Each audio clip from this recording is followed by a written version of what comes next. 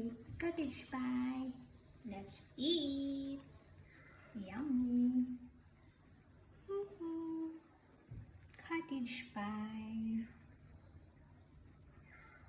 Yum.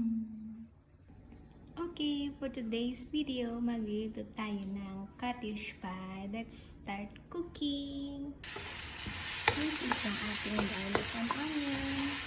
Next yung ating carrots. Next is yung ating celery. Next is yung ating half pounds ng mixed rice.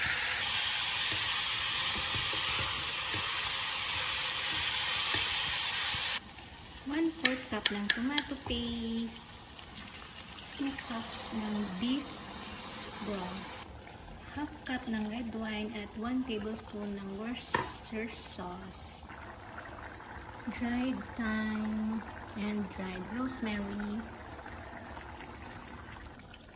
Lagyan natin ng salt and pepper and then simmer natin siya ng 30 minutes. 1 cup of green peas. Okay, we are going to put into a big glass container and let it cool down for 1 hour while we boiling our russet potato. Then smash our potatoes. Then lalagyan na natin dyan.